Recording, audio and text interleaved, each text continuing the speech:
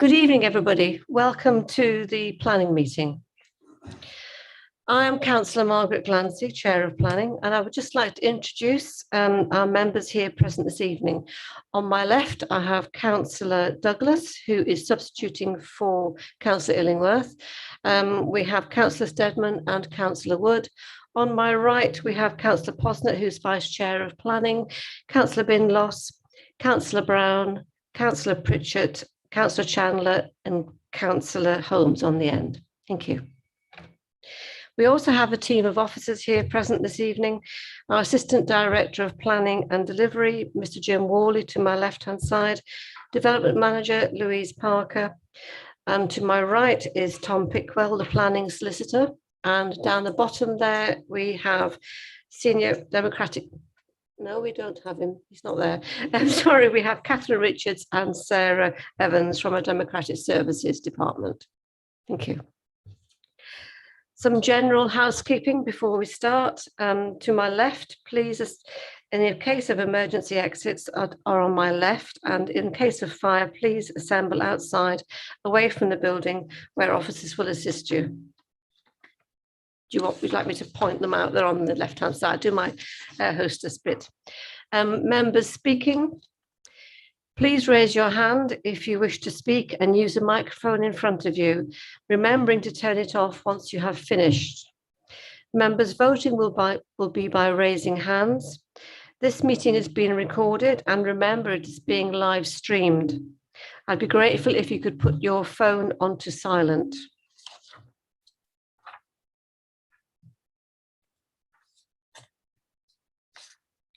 Apologies for absence this evening. We have one apology, and that is from Councillor Illingworth.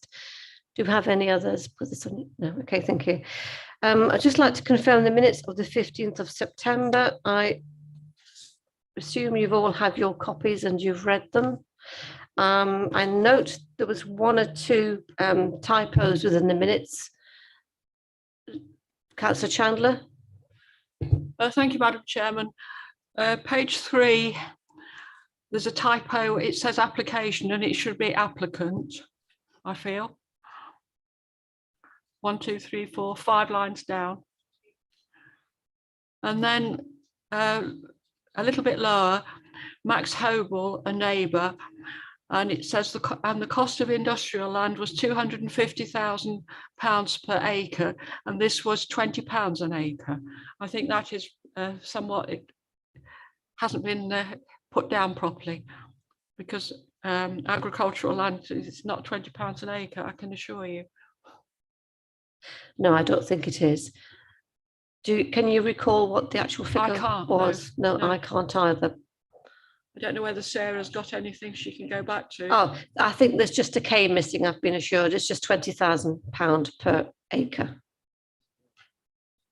Okay. So with those amendments, are we in agreement? Councillor Holmes? Thank you, Madam Chairman. On page 8, it just says that something about that I could be asked about Severn Trent. It was also required that the road be remeasured for emergency services, and I just wonder if it's been done. On page 8 of the minutes. It will be done when it's presented back to you. Oh, thank you very much. The Severn Trent meeting is next Friday. Okay, so we have some minor amendments to the minutes. Could I have a proposer and seconder for the minutes, including those minor amendments? Councillor Steadman? I'll propose, Chair. Thank you. Seconder? Councillor Posnett. Thank you very much. All in favour? Okay, thank you very much for that. Declarations of interest. And please note the content of the advice on members' interests. And if you think you have a personal, either non-pecuniary or pecuniary interest or bias, please state that now. I always look towards Councillor Posnett. Just as a member of Leicestershire County Council, in case anything pertaining to the County Council come up during the meeting. Thank you. Any others? No? Okay, thank you very much. We'll now move on to the applications. We have two items on the agenda this evening. The first one is item 4.1, which is 20/00470 out, land adjacent to Crompton Road, Asferby Hill. Officers are Mr. Worley is going to address the committee. Thank you. Okay, I'll need to refer to the presentation, please.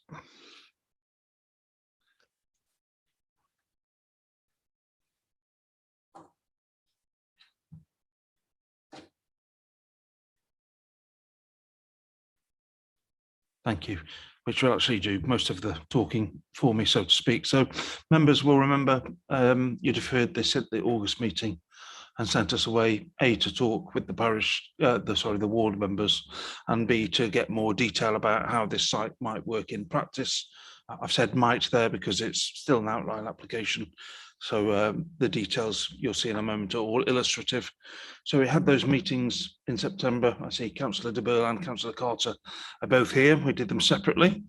We've also acquired some further information from the applicants, which hopefully enlightens you in the manner you were asking. So if we can just nip down a couple of slides further. Yes, this is the best slide.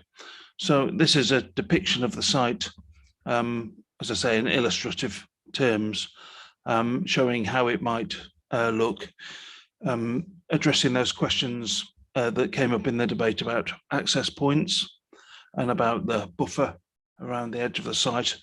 But the other thing to note from this plan and from the application itself is that the one actual change to the application, as opposed to clarification, is a reduction in the number of houses from 100 to 90. So this diagram is showing you how 90 might fit on that site. And I think it's okay for me to say it does it with a degree of ease in terms of, you know, the surface area that it's occupying, quite a lot left over for the buffer and for some green spaces. And obviously 90 has a 10% reduction in the other issues that concerned us at the last debate. If we move on to the next slide, please. This just homes in on the access details and shows how it would link onto Glebe Road and Compton Road, just by carrying straight on, basically, and creating new junctions shortly after the point at which they would join. Actually, can I just get back a slide? Sorry to be awkward. Yeah, this diagram and the one that appears in your report at paragraph 5.4.3 also shows turning heads for larger vehicles.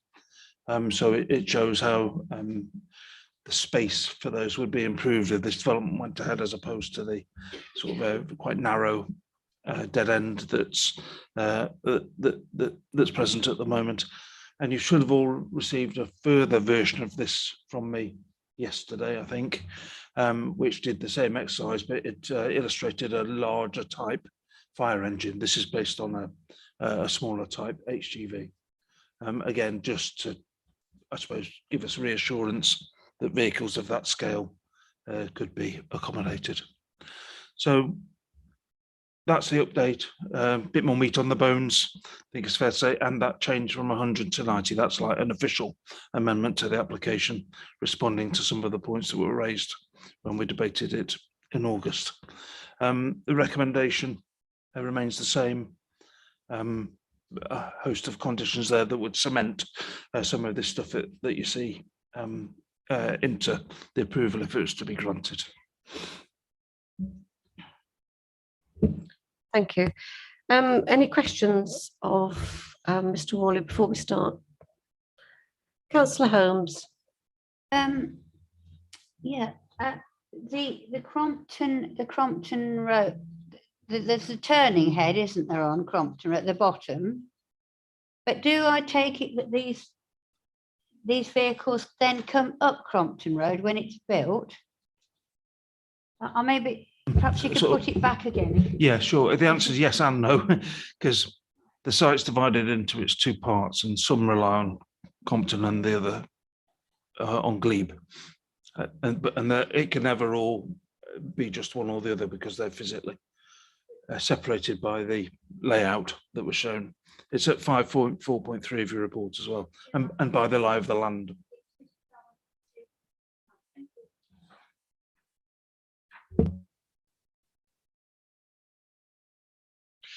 Right, we have 3 speakers this evening.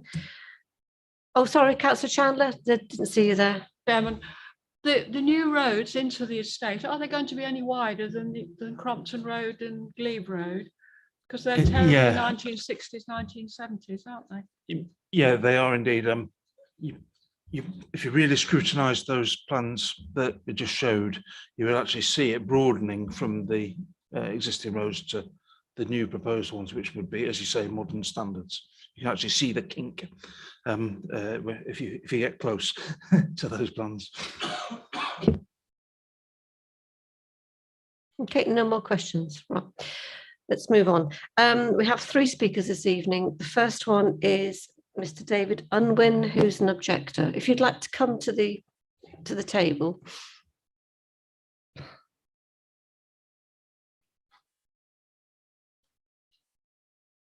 If you can switch your microphone on by the central button.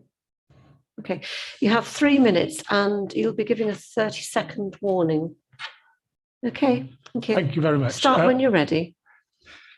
Ladies and gentlemen, I speak again on behalf of the residents of Aswadby Hills South, and we still oppose this planning application. Point 1, access. The hypothetical models for traffic are based on flawed data, and as examples, Glebe Road is still 4.7 metres wide between house numbers 1 and 23, as it was in August, and has not magically swollen to 5.2 metres wide, as claimed in the application. Moreover, the numbers of vehicles using Glebe and Crompton Road are likely to be at least double those currently predicted. These differences have huge consequences for our community. Our daily lived reality is that the Crompton Road, Melton Road junction is already congested during rush hour, and it will become much worse if the development goes ahead, threatening the health and safety of children and families attempting to reach the junior school through large amounts of traffic and clouds of car and lorry fumes. Large vehicles already have great difficulty traversing Glebe Road, and this will become much worse. During the building of Phase A in 2017, residents recall that walking or driving on Glebe Road became a safety nightmare, and the contractors who built the houses stated they would never ever work at this site again because of the horrendous access issues on Glebe Road. Second point, the development threatens to destroy the character and appearance of our community. A requirement of Phase A was that the 15 houses already built should match an external experience the grey and white pebble dash houses that make up our community. This requirement was ignored, and houses were built of red brick that stands out, in our opinion, as a massive eyesore along the length of the Reek Valley. Third point, today, the results of the big butterfly count were published. Butterfly numbers are a bellwether for what is happening in the natural environment, and they've hit record lows again. They confirm the continuing catastrophic decline in biodiversity in the UK. The key factor is habitat loss, and the concreting over of greenfield sites is one of, if not the main culprit. We don't believe for 1 second that the proposed development, particularly in view of the cramming in of a large number of dwellings, okay, 90 rather than 100, in a relatively small space, will lead to a net biodiversity gain. Far from it. We are not alone in our view. Yesterday, you may recall the Prime Minister of Great Britain stated, and I quote, "You can also see how much room there is to build the homes that young families need in this country, not on green fields, not just jammed in the southeast, but beautiful homes on brownfield sites in places where homes make sense." And for once, I agree with Boris Johnson. If we want to avoid the environmental catastrophe that threatens us and our children and that we see on the TV every day, we must rethink our plans for new housing and stop building on greenfield sites. Thank you. Oh, thank you. Thank you very much. You were just over time, but I thought you were concluding, so I'll let you continue. Do we have any questions for the speaker? Was that hand raised? No, no, okay. Yep, did you want to? That's a question, but can I check I heard something correctly? Did you, towards the beginning, I think you said that the traffic flows would be twice that the applicant is claiming. Could you maybe elaborate on how you've reached that conclusion? I don't have the exact figures to hand, but when we did the calculations before, it was clear that there was an expectation of at least 2 cars per house. So we're looking at more than 200 cars in the community, because of course, if you give people an opportunity to have 2 cars parked outside their house, they take it. And in fact, the current ratio is about 1.76 cars per household. And that will almost certainly go up. So we're looking probably at around about 400 cars on our 3 extended streets should the development go ahead. And with those kinds of numbers, we're probably looking at about between 150, maybe 200 in that 8 to 9 hour, that 8 o'clock to 9 o'clock period in the morning when everybody is busy trying to go to work. Presumably people will start returning to work in larger numbers over the coming months.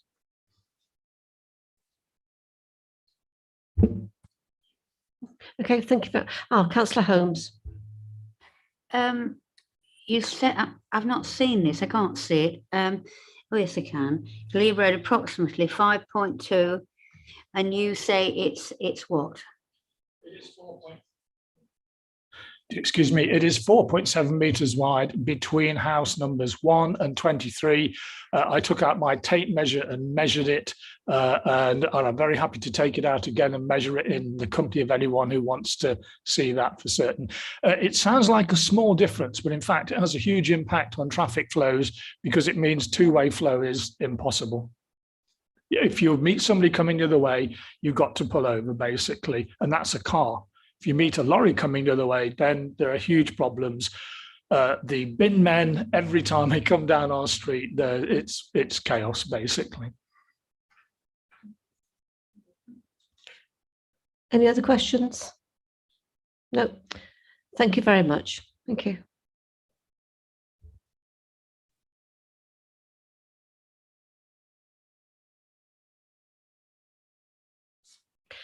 Our next speaker this evening is Sam Silcox, who is on behalf of the agent, or who is the agent.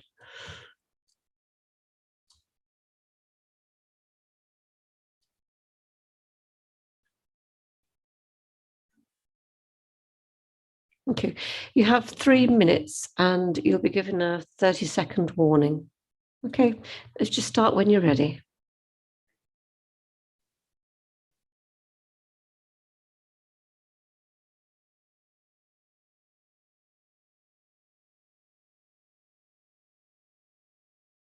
Sorry, yes, I was pressing the middle button. Sorry. Good evening, members. Thank you for letting me speak this evening. This application was before you 6 weeks ago at the committee meeting in August, when unfortunately the planning officer for the application was unable to attend and was therefore unable to explain to you the level of detail we went to in ensuring there were no detrimental matters arising from this development. I fully appreciate the difficulty you have as members when voting on planning matters within the borough. People living near any new development are always concerned how any new housing will impact on their lives, and more often than not are galvanised into actively lobbying against approving new housing, believing no good can come from change. Yet in almost all new housing sites, there is another often unspoken side of that coin. My client often receives letters and phone calls asking if someone can reserve a plot for their daughter or son, currently engaged and living under the same roof with them nearby, or paying extortionate rent, but unable to get on the housing ladder due to a lack of housing supply. This site is an allocated housing site in your own adopted local plan, and the debate about whether or not housing will go here and the impact this will have on the existing character of Glebe Road and Crompton Road has come and gone. We have submitted full technical details for this outlined scheme and received support from all the relevant consultees. And what we hope is you're able to concentrate on improving the full details of the scheme at a later date for the better of local residents when the reserve matters are before you. We have play areas and open space adjacent to the open countryside on this development, which will surely have a benefit for the whole of the adjacent housing. Contributions are also being made towards education and healthcare to ensure the capacity exists for all the new residents. Following the deferral of this application, we have met with members as requested, and the applicant has reduced the maximum number of dwellings to 90. The master plan had been updated to show how a scheme of 90 dwellings could be achieved on this site, including the ecological buffer. A note from the applicant's highway consultant has also been submitted, which should relieve any concerns about the impact of this number of dwellings on the safe and efficient operation of the surrounding highway network. And just for clarity, in response to the comments we've just heard, those figures about highway movements are accurate and are based on a sample of comparable sites elsewhere in the local area. The applicant has sought to address the concerns raised by members, and in doing so has demonstrated how this site can come forward in a sustainable manner. Thank you for listening to me, and I hope that you will support the scheme going forwards. Should you have any questions, I'd be more than happy to answer them. Thank you. Any questions? Councillor Brown? Yeah, thank you. Okay, Mr. Silcox, a couple of questions really. First one is, you said that everybody is in support of this. Is the parish council fully in support of your application? I was referring to the consultees, so people like the Highway Authority. I don't know what the parish council's current position is. Could I just state, Jim, could you clarify, is the parish council not a consultee?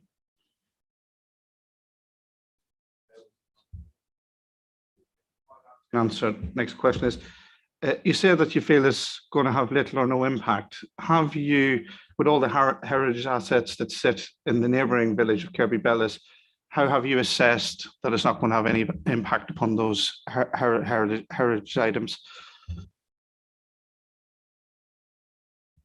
A heritage statement was submitted with the application, which looked at those things and as in accordance with the requirement of the allocation in your adopted plan. In doing so, the conclusion was that whilst there be some very minor changes from very long distance views, you wouldn't readily appreciate the houses coming closer to you. And as your officers consulted Heritage England on that matter, and they confirmed their agreement on that matter. Yeah, that'll do for now. Yeah, the parish council participated in the workshops months ago, not the recent ones, but never made any formal submissions. Councillor Pritchett? Could I ask you a couple of questions, please, about your traffic modelling? What does it include? Just if you give me a brief summary first, please. So the transport assessment was prepared by a professional highway consultant. When they look at schemes such as this, what they'll do is they'll look at the number of dwellings, they look at the location, the size of the scheme, and they'll go and look at what's the TRIX database is called. And then there's a whole body of sites which have been assessed and modelled through time to see what sort of vehicle movements come from those schemes.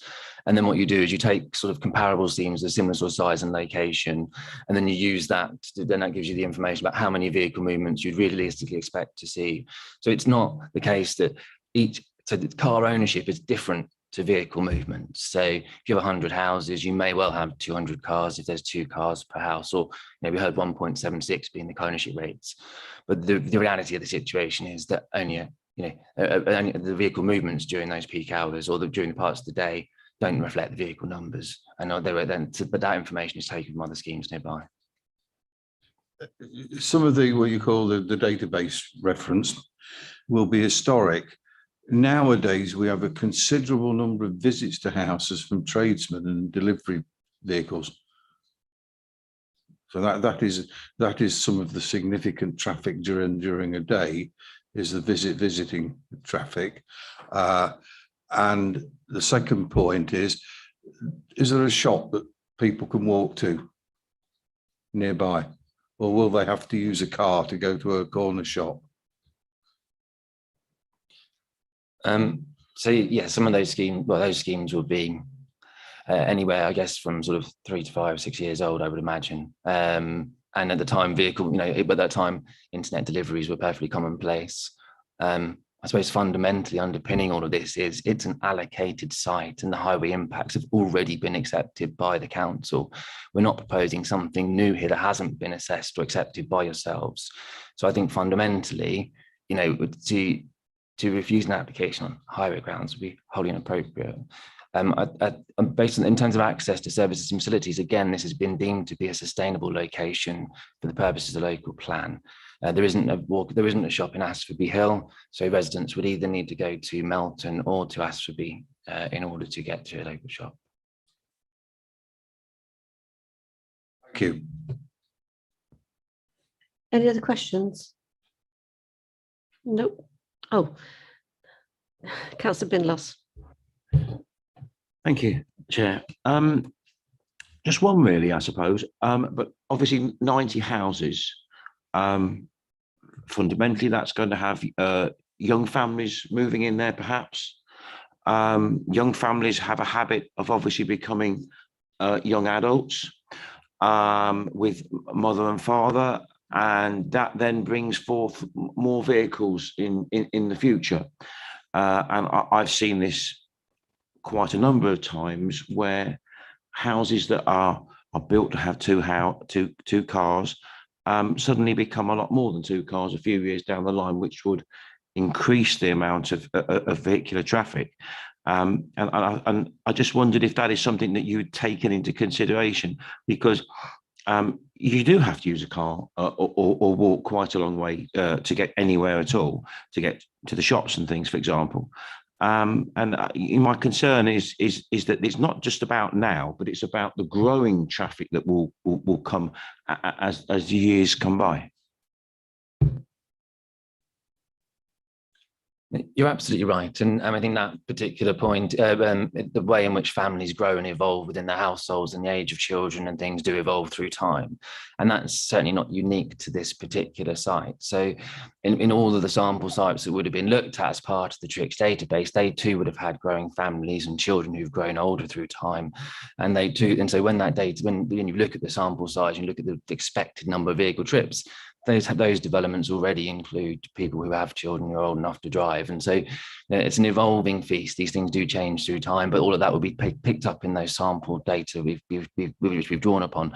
And I should just say, I mean, that is a nationally accepted process for assessing these things. And it's something we see across every single application I've ever dealt with. And there's been quite a few. So it's a very well respected and form of data which is expected not only by ourselves and local authorities across the country, but also by the planning inspector and Secretary of State. I think just as a follow-up point, I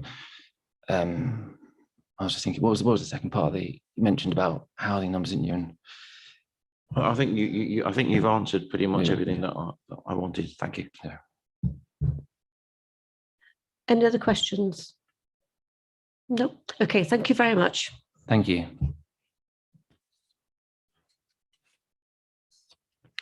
Our third speaker this evening is the Ward Councillor. I believe it's just Councillor Ronnie de Burl. If you would like to come to the table, please.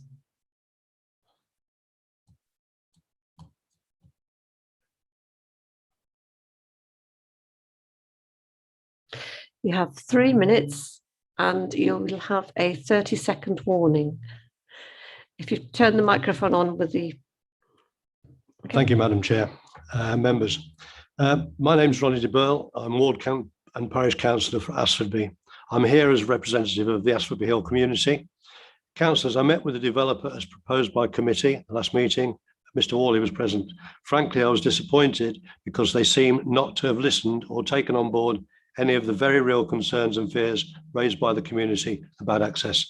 From my recollection and notes, they talked about how attractive the proposed site is, how much green space was provided, that they had reduced the number of dwellings, and that Leicester highways were unconcerned about traffic, that there was little profit in the development, and finally, that if the application failed here, they would appeal it. Members, to me, that's unacceptable. There was no indication of concern or interest in the fears of the hundreds of people living on Crompton and Glebe roads about the increased traffic volume and road safety.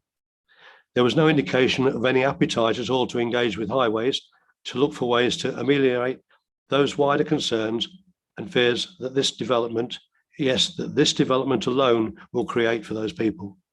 And that, councillors, is unfair. Members, the facts remain unchanged. The numbers speak for themselves. 121 houses, where the inspector said a maximum of 87. Crompton and Glebe roads are the only access to the site. They're residential with houses on both sides are narrow, a little over 4.5 metres in places. You've heard 4.7 actually, and uneven. They have poor foundations, were constructed in the 40s, and they hardly reach a standard acceptable today, hardly providing space for two modern vehicles to pass safely, even without parked vehicles present. Then there's a steep climb, awful in untreated weather conditions, to the junction of the A6006. Members will recall the A6006 as a major access road to the super hub and Freeport being developed at East Midlands Airport, less than 19 miles away, and the soon to be upgraded A46 Trump Road, which is only 8 miles away, with its fast access to the motorways. Members, we are told that Leicestershire Highways have no concerns about that junction, that the road capacity is adequate for hundreds more vehicles per hour. I disagree. Perhaps on a clear day with all the vehicles going in straight lines, without the Crompton Road junction or the busy school crossing where 193 4 to 11-year-olds come and go twice a day, or the entrance to the other development yet to be constructed right next to the junction. Just imagine a busy main road, a bend, two junctions, 193 young children plus parents and their cars on a dark, wet winter's day. Members, there's only one decision that will focus minds on the real issues faced by the unfortunate community. Only one way the residents of this small community will get a fair hearing in this matter, and I appeal to you to make it. That's to refuse the application. Thank you. Thank you. Questions, Councillor Brown? Yeah, thank you, Councillor De Boer. Councillor De Boer, you said that the consultation since the last meeting of the planning committee up until now, the consultation in your view wasn't adequate.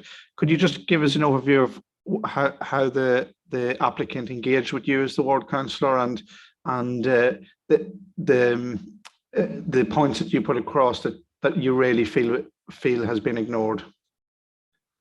Thank you, councillor. The meeting was held here. I came in, it was before the main council meeting, so it was a time issue. Mr. Worley invited me to use one of the rooms upstairs. He was present. We used the facilities in that room. It was quite much better than just using a small iPad. The applicants were very amenable. They were friendly. They were engaged happily, clearly. But I got the impression that they hadn't listened to the actual issues raised at the meeting. They wanted to tell me about the development, the quality of the development, the standards of the houses and the appearance of the development. They're clearly very comfortable with what they have produced. Unfortunately, that doesn't allow for the issues that development will create for the residents in terms of the numbers of vehicles coming in and the issues on the road going in and out and the issues at the junction at the top. Because we're looking at the people who live there, and it's their life that they know now, which was going to be, well, it's going to be messed out with severely if that amount of vehicles do come into the area. I don't think they're worried too much about the actual houses. It is simply the access. It needs addressing, and it needs addressing at this point. Otherwise, it will never get addressed, and it will become an ongoing mess, in my opinion. Sorry. Absolutely. Very well explained. Thank you, Councillor. Councillor Steadman. Thank you, Chair. Councillor DeBell, Mr. Unwin mentioned that he'd measured between 1 and 23. I think it was Crompton Road at 4.7 metres, and you're saying it's actually less than 4.7. Have you measured it yourself? Sorry, Councillor. I said in excess of 4.5. The difference between 4.5 and 4.7, I haven't actually measured it. I've taken, I've been advised by one of the residents who clearly doesn't measure it as well as Mr. Unwin does.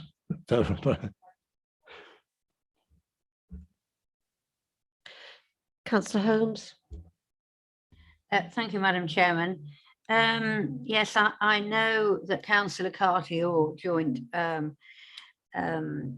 councillor, has had many concerns and many people with concerns. I have been to that site now several times because I think it's best if you go on your own and you can see what's going on and at what time. Even on the quiet times, the road is just, it's amazing. I couldn't believe there were so many cars, and everybody obviously has got petrol and stuff going.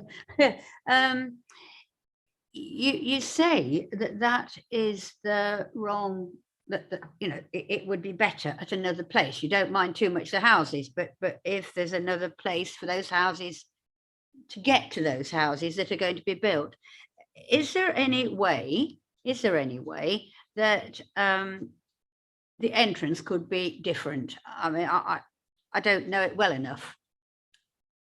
Thank you. Thank you, Councillor Holmes. I'm not qualified to say. I'm not a builder or a developer. I know there is a road that, or not a road, a field road that leads into the back of the development, but that belongs to a local farmer. I'm not able to say whether I don't believe there is any way of altering the road structure of Crompton Road and Glebe Road because they've been there a long time and the houses built up to them. I couldn't offer a solution to that or suggest one, I'm afraid. But I understand what you're saying. Yes, it is a difficult area. I think I missed part of your question actually. At the beginning, you said, did you ask another question? Or I just said about that Councillor Carter had also been told about, you know, the most problems with the school basically, and I think as councillors we have surely got to consider the people that are there now, and how dangerous it is, and that's why I've been several times to look at it, because at different times of the day. And that's why I was asking that question, because to me, it worries. Can I also ask the question, was it the parish council that wanted 8 one-bedroom houses? Was that anything to do with? Because, yeah. Should I try and answer that? As far as the parish council haven't, apart from objecting to the initial application, the parish council have not followed that through. They know I'm representing them as well as the ward, so I think the residents will be very gratified to know that you've been up several times to have a look. I know from my experience when I was on planning, sometimes it's very useful to go back 2 or 3 times because you don't get to find out the first shot. And so it always leaves questions, and we all try to do our best. As you know, you're quite right to say concerns about the school because it is a very busy school. There are a lot of children there. They come in twice a day, and it isn't just the children, it's the parents who come, and most of them come in a car these days. I know there's a facility at the top of the hill for the cars to pull off the main road, but they still clutter the road up in and out, and they still, and it's numbers, it's sheer numbers. It's quite serious up there when it's busy. Thank you. Any other questions? Is that your hand raised, Councillor Pritchett? Yes. Okay. Thank you, Councillor. What is your understanding of the access arrangements for the 87 in the local plan? The access arrangements for the 87 in the local plan are exactly as the access arrangements are now. We didn't contest the local plan. When the local plan was going through, not as far as Asford Hill was concerned, we did make representations as a parish about other parts of the local plan affecting Asford. Quite frankly, I don't think anybody up there thought that there would be a massive amount of building in that area. I can't speculate, Councillor. The roads are as they are, regardless. Yes, thank you. Any other questions? No. Okay, thank you very much. Thank you. Officers, Jim, do you want to respond to anything or that you've heard? No? No? Okay. Members, do you have any questions of Jim before we start the debate? Councillor Brown. Yeah, just Jim, we're just reading on the affordable housing part. How has the housing officer come to that conclusion on the affordables? Has there been a report produced?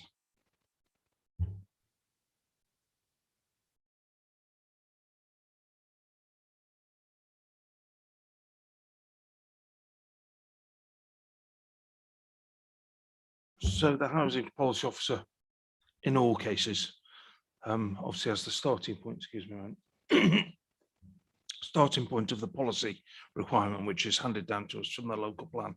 And then she has more granular intelligence than that about what the waiting lists reveal, the amount of turnover and the amount of vacancy to derive these balances. Just looking at the current homelessness demand, I'm a bit concerned in the low numbers of social rented housing on this site for the area which the housing is situated. So that is also concerning me.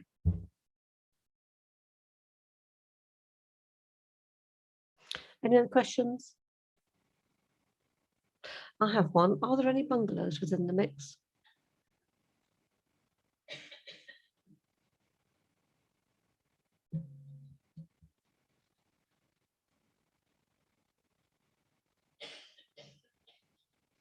No? Sorry, I thought you were. I just wondered. I know, no. My question. I note the housing mix, the affordable homes. Are there any sort of bungalows within that? I mean, are we looking at the normal mix that we're going to have on sites? Well, it's our old friend, the outline application. So there is nothing actually. The design and access statement talks about what it again could be, and I advise the committee that, as we've seen before, now is the time to build these parameters if it is to be granted. You don't get another chance. Right, thank you. Members, over to you to debate. Who wants to be first?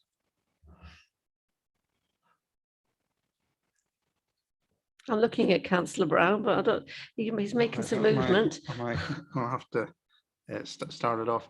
Excuse me, I've got a bit of a cold as well, so my voice comes across a bit husky. That's the reason for it being. Okay, I've been up to this side a couple of times now, and I probably echo everything that Councillor De Boer has said. The junction getting out of Compton Road onto Astley Road is dangerous. So I do think that basically I think the offer of the Ward Council and the developer going to speak to highways to see how further improvements could be made to all the junctions should have happened. Now, but what we have to bear in mind is, as a committee, we need to think about, if we're going to approve it, we approve it in policy, and if we're going to refuse it, we refuse it in policy. So that's what we need to think about, and that's what I'm going to run through. I think, looking at it, and I also travelled down to Kirby Bellas, and I stood on the road in Kirby Bellas, and I looked up to Valley Hill, and I'm thinking, how is this not going to impact upon the heritage? It's going to have a clear impact upon the heritage. It's going to have a clear impact upon a village that sat there for hundreds and hundreds of years, etc. It's quite clear, and it's actually a lot closer than what you think. So I do a lot of walking, and I walked across it as well.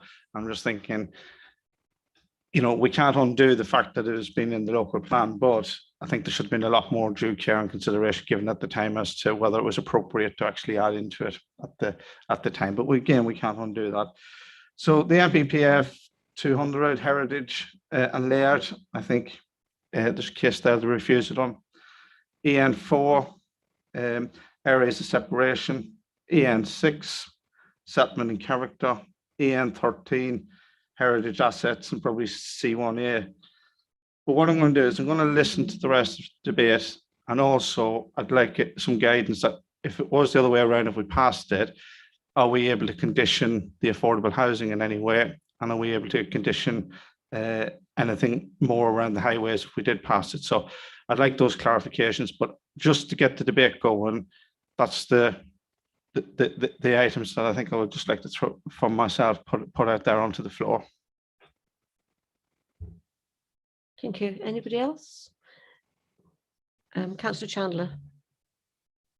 Thank you, Madam Chairman. I agree with everything Councillor de Burgh has said. I don't know where highways come from sometimes.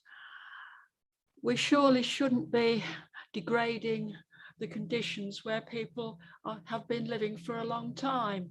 Those roads, I don't know when that development was actually built, but they're very reminiscent of 1960s, 1970s. We've got in our village, and you can't get two cars down the road at the same time. It's a virtual impossibility. And, you know, it's not right that we devalue where people are living, and this is what's going to happen here, and it concerns me.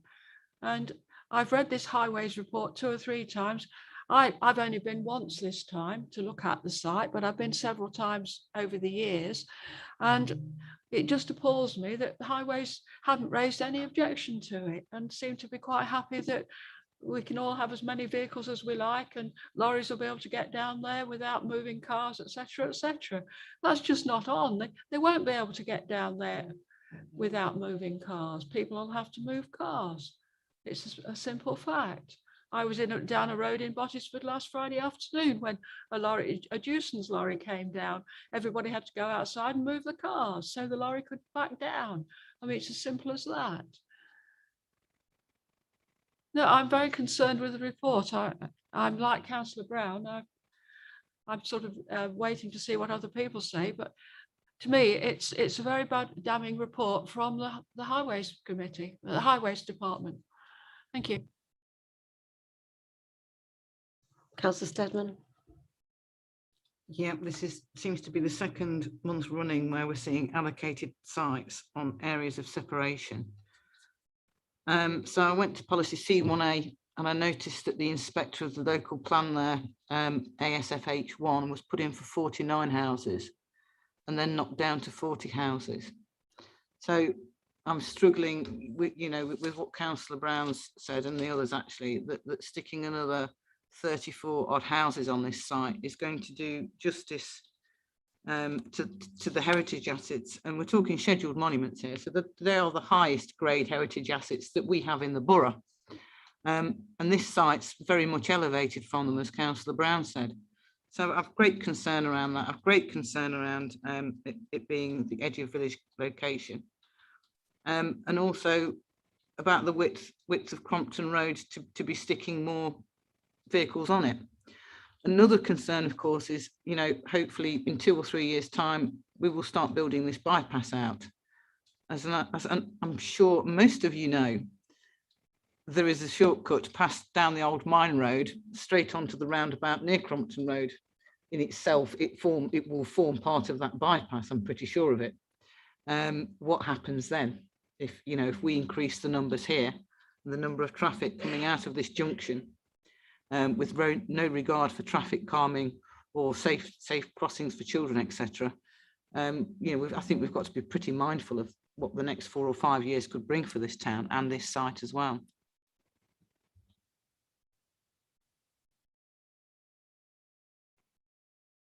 Councillor Holmes. Really, all I've got to say is safety, safety, safety. I never know where the county's coming from. But this, to me, it's a hazard that is something that we should never have like this. I did mention the 8 one-bedroom houses. Well, you can still have 2 cars from 1-bedroom houses, and then I don't know whether there's any parking for those. These sort of things. It's just not right. This application isn't. I just don't feel that. Yes, there is a heritage asset, but apparently we don't take a lot of notice of that, which to me is highly dangerous. But the most danger is those vehicles coming out of Crompton Road onto the main road with the children. It's so close to there's a crossing, and there's a school. And can you tell me that the ladies here, that their children haven't sometimes just run across the road? Because it's happened to me, my younger daughter years ago, and it's just frightening, totally frightening. And this is why I asked if there was any other way to get into the site. I don't know whether it's possible, but I would hope that the developers can actually look to see if there's another way to get into this site, because I honestly cannot see how this can be built. I know it's in the plan, I realise that, but I really don't think we've thought it, or it has been thought well enough. And I'm just, so I don't particularly want to be the person to propose refusal, but I can't go with this. Thank you. Councillor Bindloss. Thank you, Chair. I have to say I agree with everything that's been said tonight so far. I think we've got 1960s roads and we're in 2020 and they're just not comparable. The size of the vehicles has changed dramatically. We've got a lot more cars. The junction clearly isn't up to the standards that it needs to be for that increase in traffic. And we have to think of the public, we have to think of the pedestrians. And I think if you do that, then I just don't see this as it stands now as being a flyer. I also have to say that I agree completely with what Councillor Brown said with regard to the damage to the environment and the aesthetic look. I know that, you know, if you're coming down from Kirby Bellas, from Leicester, say, on a frosty morning, it looks absolutely wonderful looking out over there. And I've always thought that at the times that I've done that. It's a very, very pretty view. And we're going to damage that if we put as many houses as is proposed on that, and without actually, you know, some further consideration into how those properties look. This is one of the gateways, if you want, into Melton. And I think it's very important that we continue to preserve those gateways as best as we can. And I accept that there has to be, you know, we have to build houses, but I think that we need to look at that a bit harder. Thanks. Councillor Steadman. I think we've just about captured everything here, really. I think we've said all we can. I would like to propose to refuse the application on highways grounds, and I know County Council are okay with it, but it's fairly obvious everybody here is saying there are problems. I think that needs revisiting. The MPPF tells us, I think it's at paragraph 200, any harm or loss to the significance of designated heritage assets, and we have a cluster here of some of the highest grade assets within the borough. So I'd like to propose to refuse this application on MPPF 200, EN1, EN4, EN13 and C1A, because I think the inspector knocked that number down for a reason, so that this site could reflect the edge of village area of separation to which it belongs. I'm also quite tempted to chuck in there IN2, which is do not unacceptably impact on the safety and movement of traffic on the highway network. And that, so yes, that's my proposal. Thank you.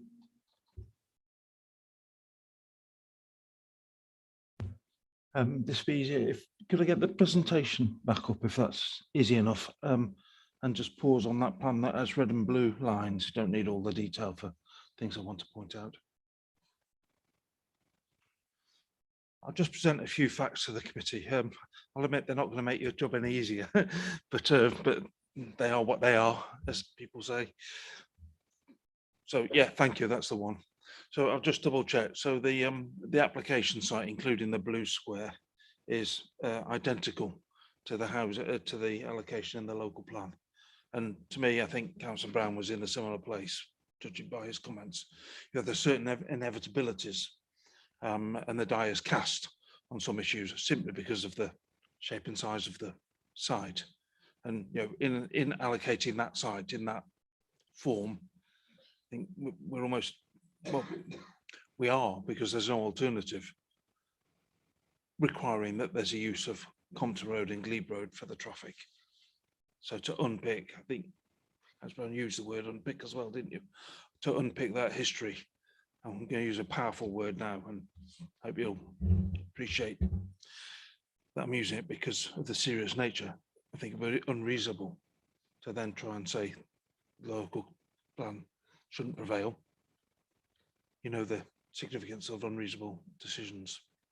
In a similar vein, sorry to go on, but in a similar vein, you know, the debates about proximity to the heritage assets and the impact on the landscape were largely inevitable by us making that allocation in that size and shape. Sure, there's a debate to be had about the degree to whether it's ameliorated and whether it meets those strands that were put into the specific local plan policy for this side, which were about buffering, and it's why we were shown that diagram, which is a couple of slides on earlier. And the third fact I'll just point out, and not the first time, I suspect it won't be the last, it always makes us nervous if we're considering refusing on highways grounds when we don't have the highways department on board. The background to this, the very first speaker, Mr. Unwin, that took us there really, background to this is that there's really quite an extensive, detailed traffic impact assessment. You know, the Highways Authority have assessed that and given it their blessing. They believe that measures in it, the traffic flows, traffic generation are accurate enough to make an assessment, and they've raised no objection based on that and their expertise. And I'm always nervous that we may replace that scientific analysis with our intuition or doubts, or a combination of them both, which is what I've drawn from the debate. We now need a seconder. Councillor Posnett. I just wanted to say, Jim, if that development was designed slightly differently and that they accommodated some bungalows into it, I'm not saying that would greatly reduce the traffic. It would alter the mix of the houses. And I think Asfordby is a village that needs that accommodation, because if you look around Asfordby, there are a number of bungalows there. And it's not very often you see any of them up for sale. And if they are, they sell very quickly. Could I interrupt? We're looking for a seconder for the Sorry. motion. Sorry, I thought perhaps you were going to second the motion. No. Raise hand, who wants a second? Councillor Brown. Happy the second, but taking on board Councillor Worley's comments. Sorry? Oh, Councillor, well, you should be soon. Most of us end up there. Sorry, Mr. Worley, sorry, apologies. Highways, I can't see, Mel, how we can refuse it on highways. I just can't. You want to take off IN2? Yeah, and did you add in EN6 around settlement character?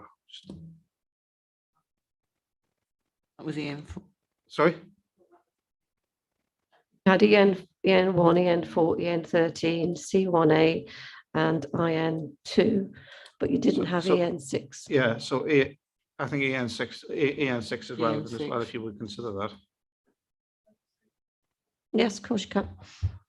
I can appreciate where Mr. Worley is coming from, and you know we all very much aware that this is an allocated site, but when we look at the heritage assets, to add 34 more houses to the site, we are actually trying to minimise that impact on the heritage assets and on the neighbours as well.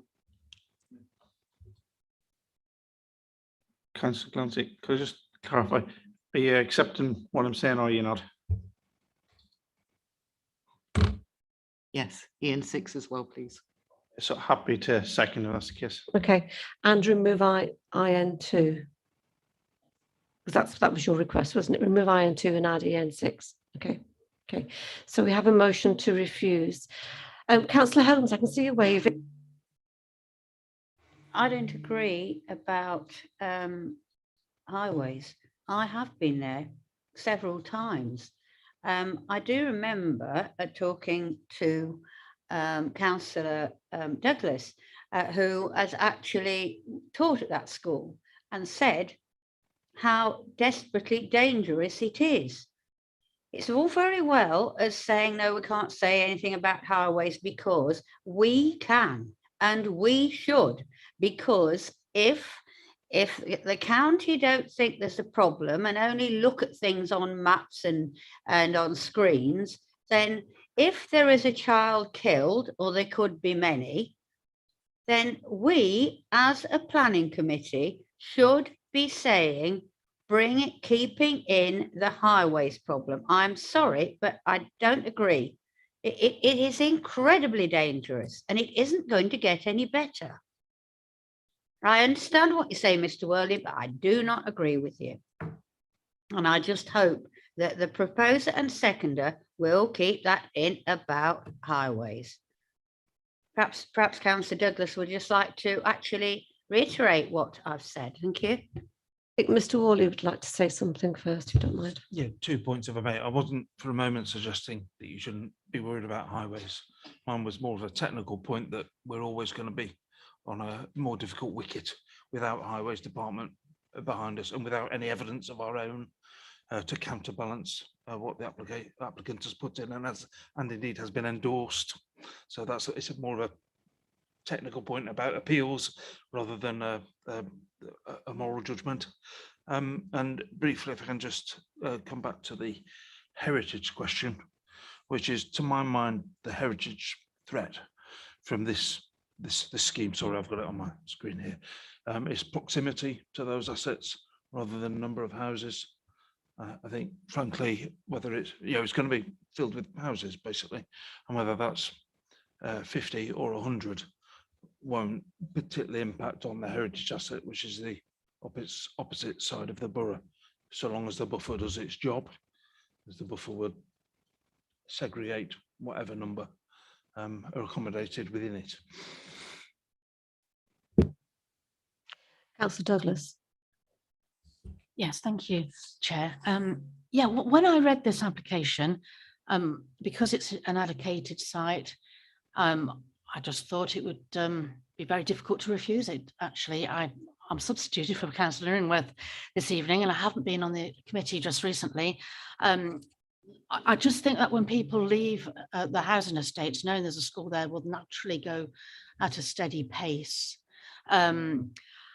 Obviously, there's a lot of distress about the exit entry points along these roads, but why was it allocated in the first place? Surely that would have been looked at initially. I don't know how we've got to this position so late in the game, with greatest respect to the planners, but it's an allocated site, so I am finding it quite difficult, because there's this issue about the access that should have been sorted out a long time ago. So I'm going to just sit back and listen to further of the debate before I make my mind up. Thank you.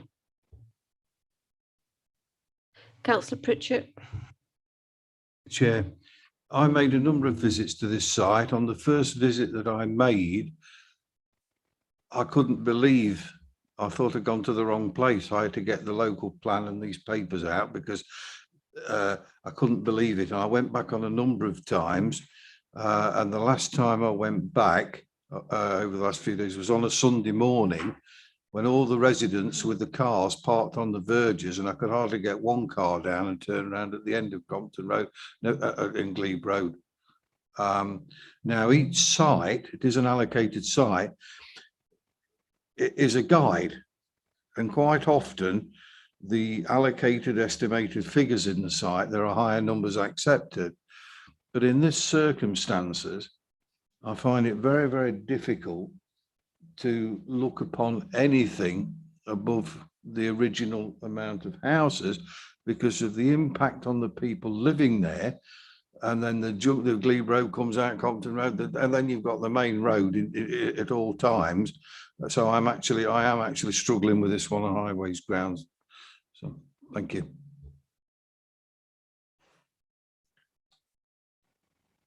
Councillor Steadman. I think Councillor Pritchett and Councillor Holmes are asking us to put IN2 back in there. Is that all right with you, Councillor Brown? No, so leave it out then. Sorry.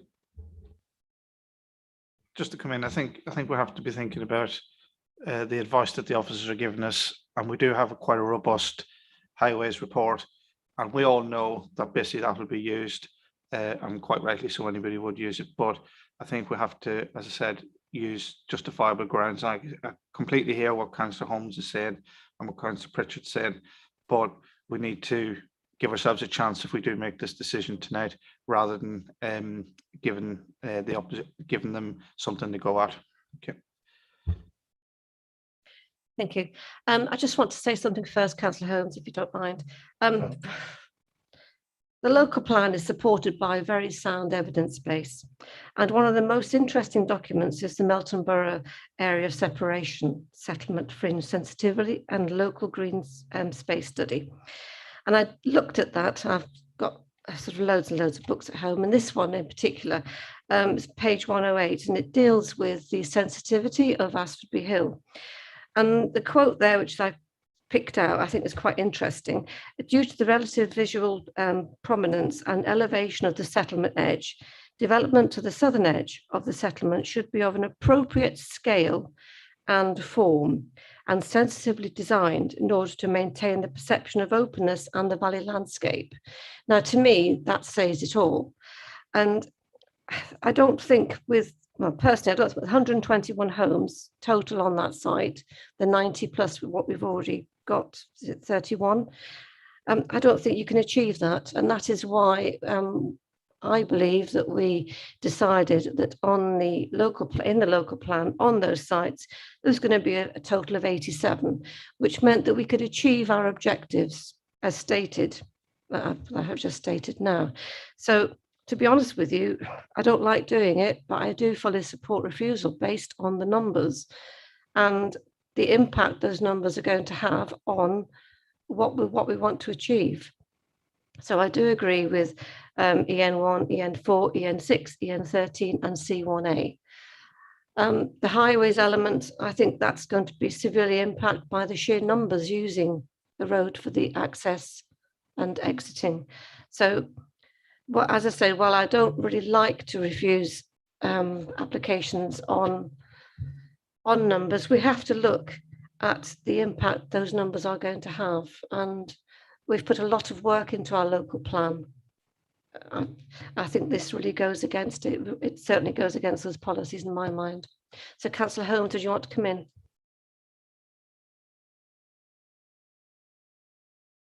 I was going to say, and it just wrangles always with me, at Crowson Kerrill, we have strips across the road. The county council put those strips across the road, rumble strips. Do you know why? Because one of our ex-councillor's son was killed on that road. And it is always the same. They'll say, if somebody is killed, then we'll do something. That is how it is. And I think that is appalling. And I think the county council highways are appalling. I'm sorry, but that is a fact. Thank you. Any other contributors? Oh, Councillor Wood, I didn't see you down there. I understand the reasons for what's being said, and on the whole, I agree. One of the things we just need to think about ourselves in terms of comments and decisions we've made in the past is that if we're reducing the number of units that we would accept, which seems reasonable, it is likely, surely, for it to be viable for those units eventually to be much bigger. So we are likely to, with a smaller number of houses, the developer surely, to make it economically viable, is going to ask for more 3 and 4 bedroom houses. And in the past, when developers have done that, we've criticised them for not having enough small units. So I think if we're heading in the direction of saying there have to be fewer units, we have to accept at a later date that if revised plans come back, they are going to be larger units, which is something that we've criticised in the past. So we're going to have to be careful about exactly how we remain constant and coherent in the kind of argument that we're making. Councillor Brown. Yeah, thank you. Completely get what you're saying there, Councillor Wood. I think my view on this, following on from what Councillor Glancy's put very, very well, is that sometimes we do have to make a bit of exception based upon the heritage. That might be one. This might be one of the sites that we have to do that, because it is important. We can't just have concrete spread all over the valleys, basically, and having it look like that. There. My personal view around social housing and affordable housing is that I think it should be in the more urban areas. Yep, should be in the rural, as much in the rural areas, unless it's the certain type of it where the demand is. But yeah, completely get on board. I think we are being consistent, a lot more consistent than what we used to be. But take that on board, and I'm sure people listening to us tonight will hopefully take on board all of our comments. Thank you. I think we've had a full debate, ready to go to the vote. All those in favour of refusal, you have the notes, don't you, of the reason for refusal? If you don't mind, then everyone's clear for your benefit and for everybody else's. I would look for confirmation of where we reached with IN2 when I get there, please, because it went backwards and forwards. So basically, it's the ENs, isn't it? Contrary to policy, EN1 because of the impact on the landscape, EN4 because of the area of separation, your point, Chair, EN6 because of the character of the settlement, and a bit I'm less certain about IN2 because of the traffic issues. Yeah, EN6 I'm just as looking well. for confirmation or correction on the traffic. Just Councillor Steadman, just confirm me.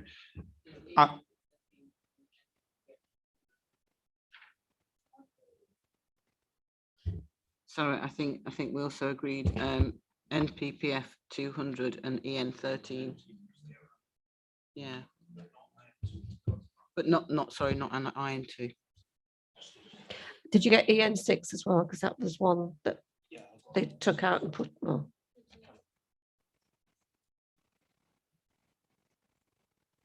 And C1A actually was in there as well. Right, so we're quite clear on the policies. NPPF 200, EN1, EN4, EN6, EN13 and C1A. Almost a consequence of the CA1. EN13 finding. Yeah, okay, thank you. All those in favour of that motion, please raise your hands. 1, 2, 3, 4, 5, 6, 7, 8. That's unanimous. Thank you, everybody.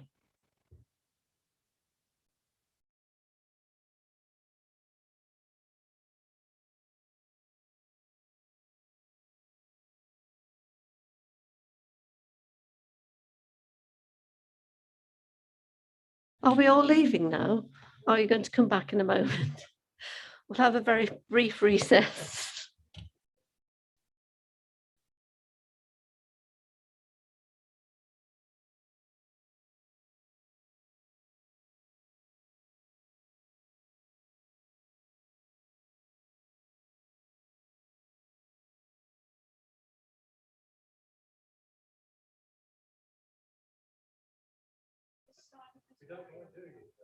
Oh no. Oh. Anything you could do about these speakers? Yes, they can't hear very well on that side.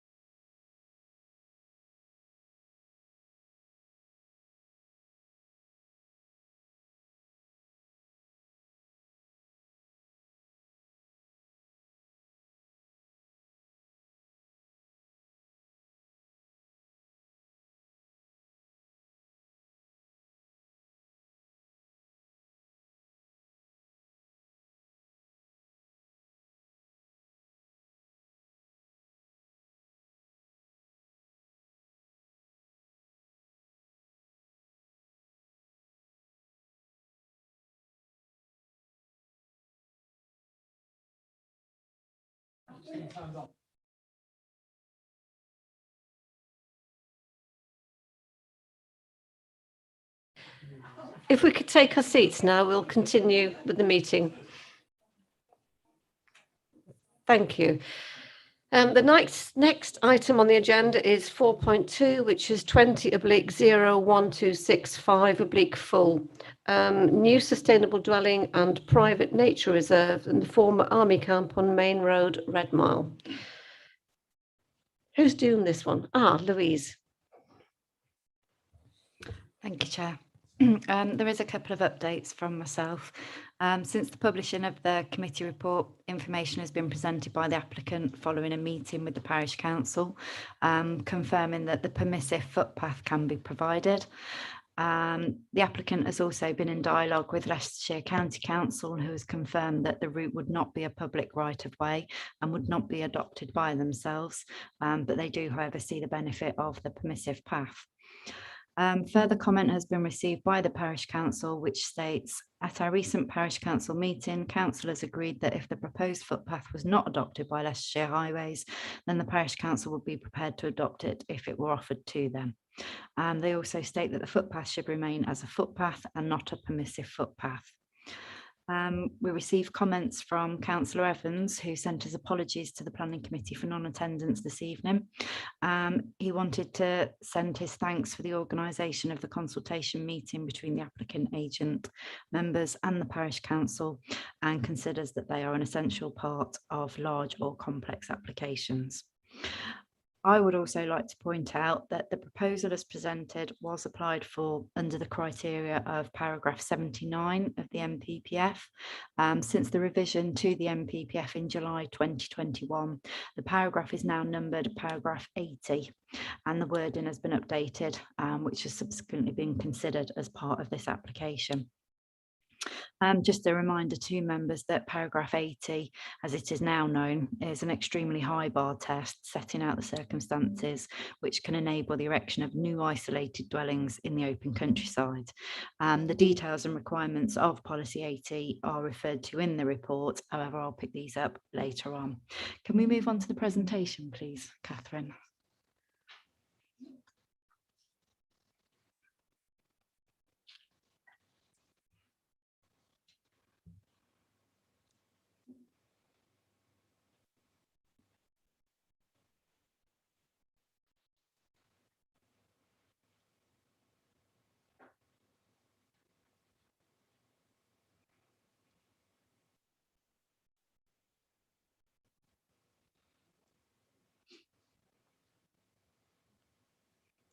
We've broken it.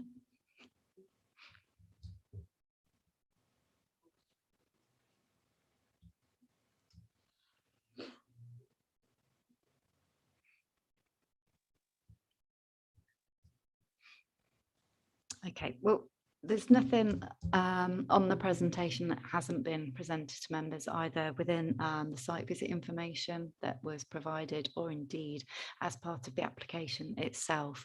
All information has obviously been uploaded, and additional information provided by the agent was sent through to myself and also members as well. So hopefully we don't need the presentation.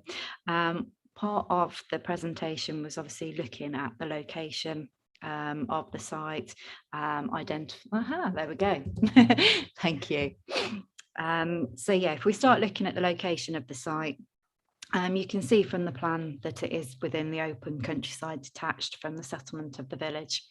The proposal shows the building along with permeable driveway, access points and the nature reserve and meadow area. And also to the side is the pathway, permissive pathway connecting the main road with the Grantham Canal towpath. If we could move on, please. The layout plan shows you the vegetated ridge and sandbag, additional and enhanced hedgerows, new tree planting and enhanced drainage ditches, all of which is the ecology benefits stated in the report. Can we move on again, please? A site section illustrative has been provided to demonstrate how the site would look in terms of the proposal and again the meadow and the planting that's proposed. If we can move on, please.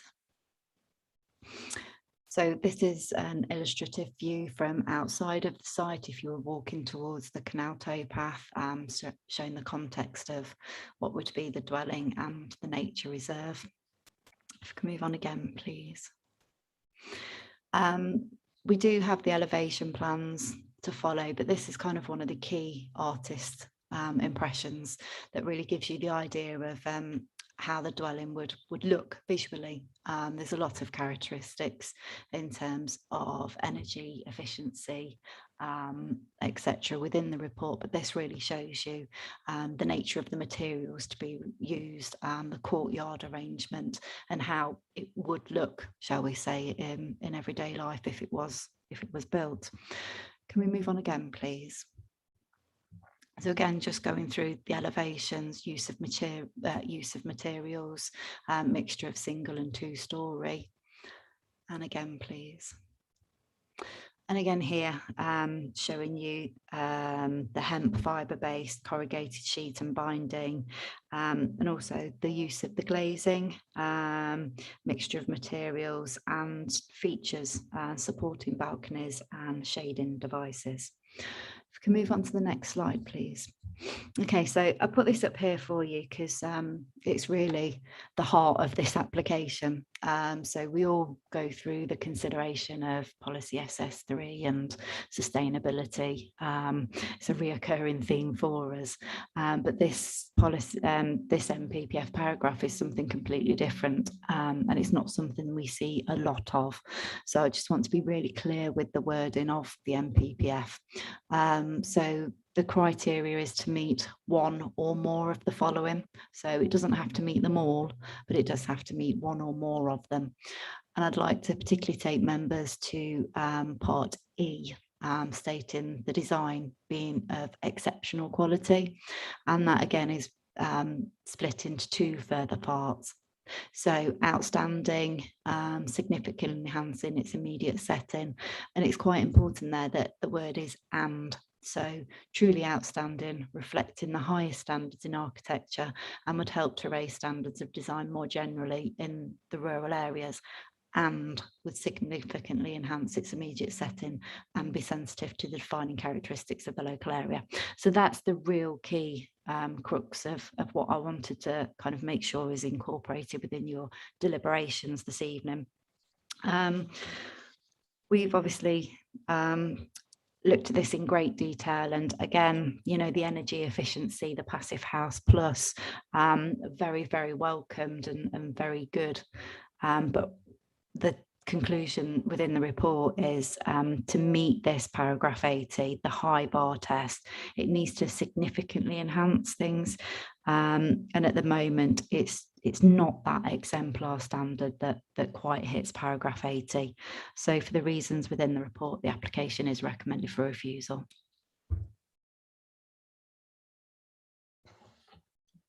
Thank you. Any questions of Louise before we start? Oh, Councillor Steadman. Yes, I'm for Louise actually. You mentioned a nature reserve. Is that conditioned, or is it just I'm going to put a nature reserve there, but at some point in the future it might not be a nature reserve? So the nature reserve is part of the proposal, part of the description, and part and parcel of the application. So there would have to be a nature reserve there in perpetuity. Okay, thank you. So as applied for, unless other permissions come in, other applications are put in afterwards, but as proposed on all of the plans, it does say dwelling and then the area for the nature reserve and the planting. I'm not sure who was first. Was it Councillor Pritchett or Councillor Holmes? So, okay, well, Councillor Holmes then. Thank you, Madam Chairman. Do we know of any other, I'm not trying to be pedantic at all, but it said that it has got to be exceptional, which I think I mentioned at briefing, didn't I? Does that mean that this is a sort of a different house, isn't it? Are there any other eco-type houses that the bar could be measured against?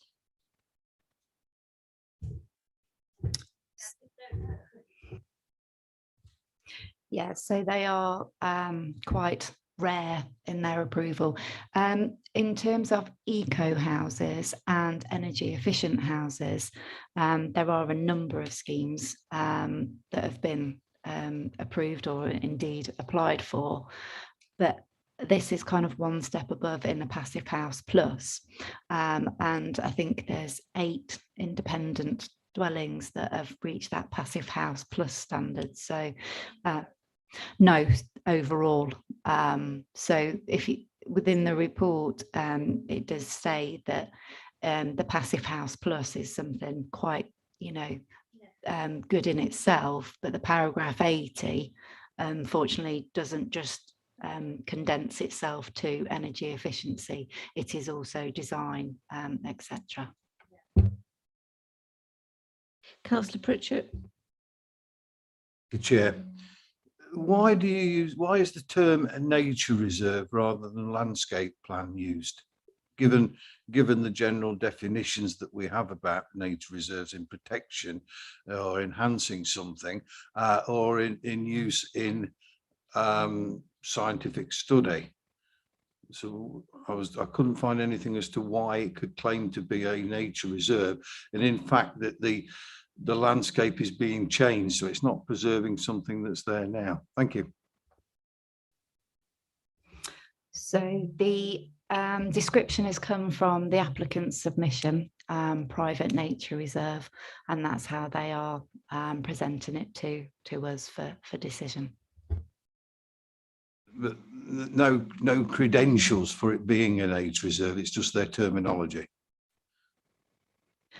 It is. There is also supporting information with ecology benefit from the proposals, net gain with biodiversity. But yes, if you're looking at a complete terminology, that is what has been submitted by the applicant. Thank you. So it's basically a wildlife friendly landscape plan, basically. Thank you. Councillor Bindloss. Thank you, Chair. So we're quite happy with the performance. It's the aesthetics of the property that don't actually come as high at the bar, if you like, as we would like it to be.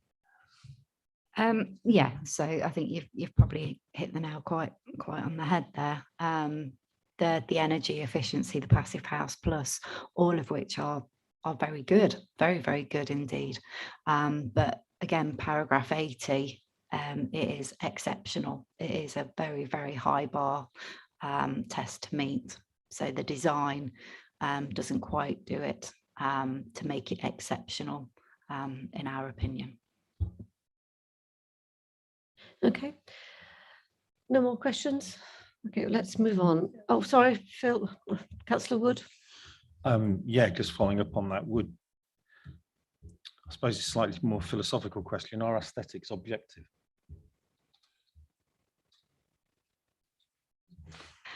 Design itself is very objective. So yeah, I can let members debate on whether they feel this is of a design that is that exceptional.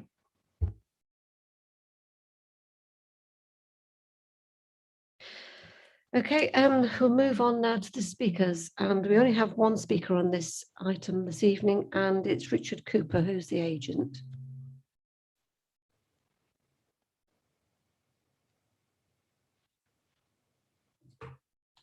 Thank you. Good evening, councillors. An outline application on this site was presented to committee in 2019. Mr. Bagley was asked to come back to you with greater detail on the sustainable design principles of his scheme. The site was known to be isolated and contrary to policy at this time. However, it was not dismissed out of hand. The application in front of you this evening is the result of much work and contains great detail.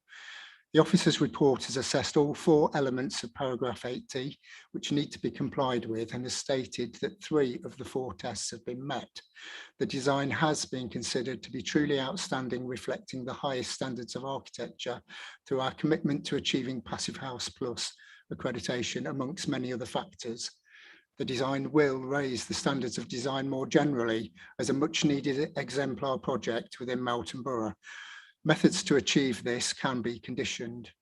The building is sensitive to the defining characteristics of the area through its materials and use of a rural farmstead courtyard building typology. However, the officer's view that the design does not significantly enhance its immediate setting is somewhat subjective. There is no discussion on how this assessment has been reached. So what is the site's immediate setting? It's unused land, not in agricultural use, considered by many as a local eyesore.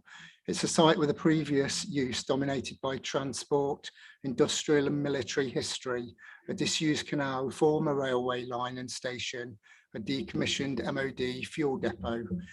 It is a site lying between two significant nature reserves. The proposal responds to this unique setting across both building and landscape designs. The project will ecologically regenerate the site and demonstrate how humans and wider ecology can thrive side by side. The courtyard design actively contains residential activity, not letting it overspill beyond. The scheme brings forward new habitat creation and provides long-term landscape management measures, forming a green corridor linking the two nature reserves. Provision of a new footpath link gifted to the parish council provides wider public benefit. Regeneration of this neglected land should be given great weight in your assessment in the round. The fact that this site will be significantly enhanced and then cared for should outweigh any negativity about the low-key building cluster. There are clear and significant enhancements being proposed to the site's immediate setting. We therefore ask you to draw a more positive conclusion on the impact of the scheme. I ask you to grasp this opportunity, which brings both to the immediate area and as an exemplar project, demonstrating the very best sustainable design at this time of climate emergency. Thank you. Thank you. Any questions? No. Oh, Councillor Wood again. Do you know, I keep missing you. Just so I'm getting straight in my own head, are you actually seeing, if you like, the nature reserve, the landscape, however you want to define it, do you actually see that as an integral part of the architecture itself, rather than just seeing, if you like, the man or the human developed element of it as being the architecture? Yeah, correct. That's a really good point. It's a very good point. It was something that we stressed at our sort of design, what do we call it, session that we held with the councillors. Paragraph 80 projects can come in many and varied forms. Some are just, I'll call them grand designs, very acrobatic buildings. This one takes a very holistic approach. It takes building and its setting and landscape. It's something that's derived from very unique one-off circumstances of this site. But yes, building and site are integrally linked.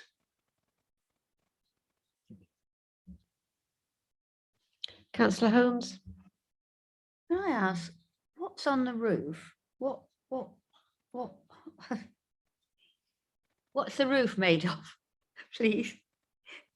Yeah, so the roof is a metal sheet.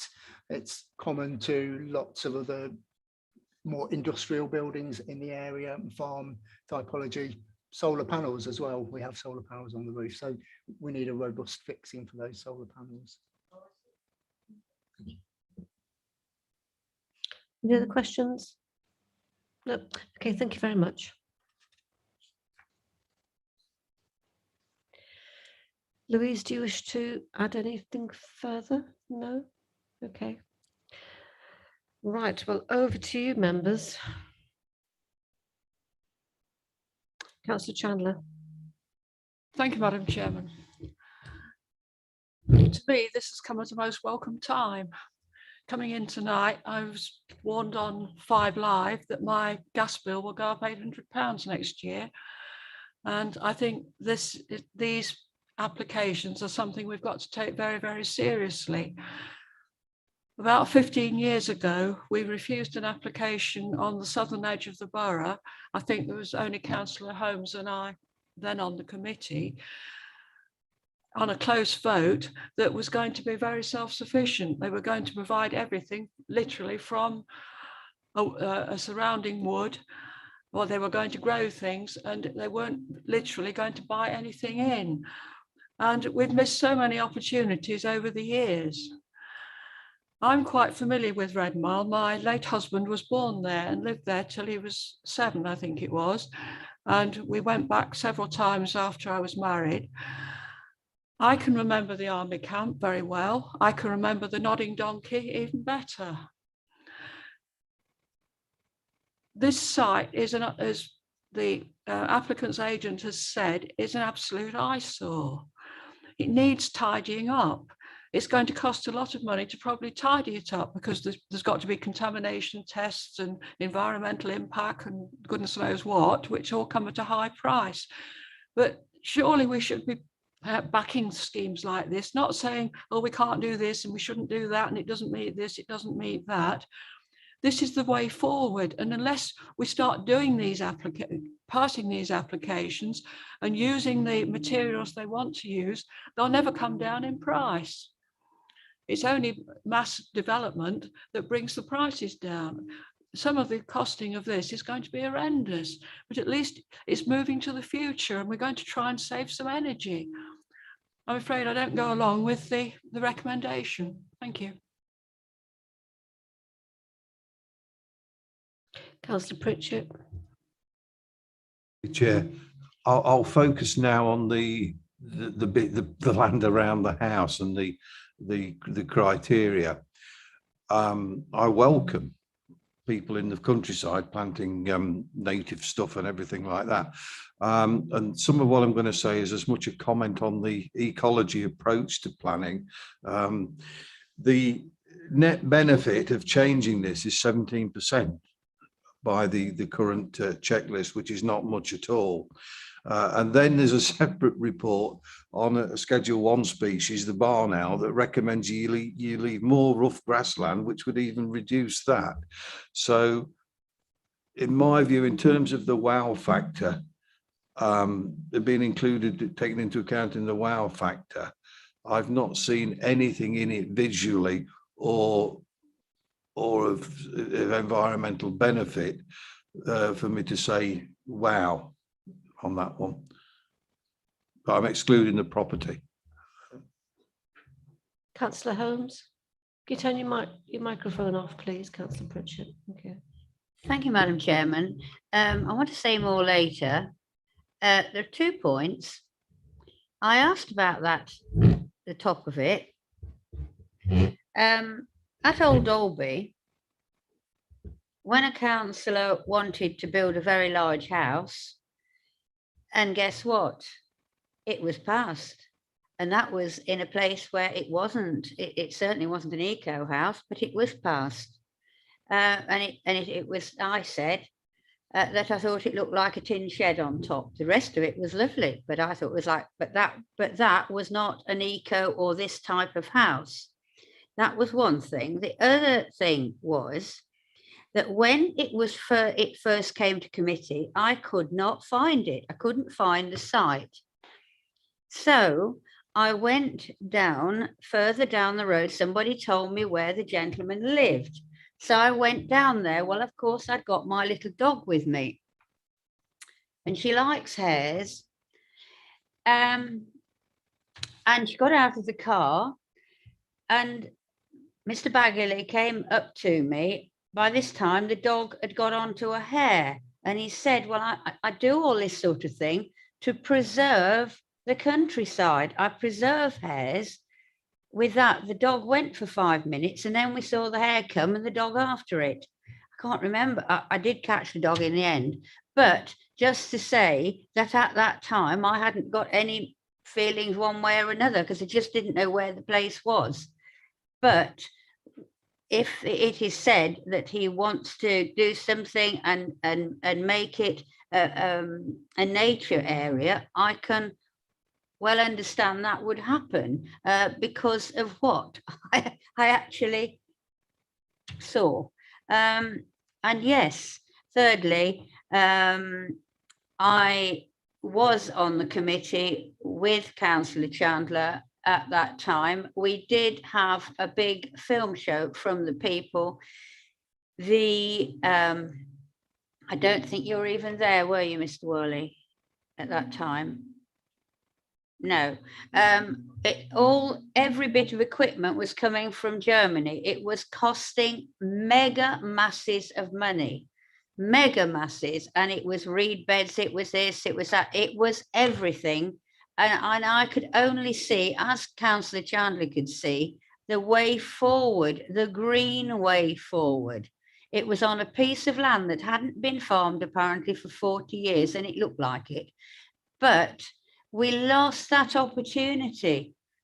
These opportunities come so rarely. They really do. And it would cost a massive amount of money to actually do this. I think there are 4 or 5 houses around the corner. So it is very much used, that area. But I would like other people to make comment before I can make, up my mind.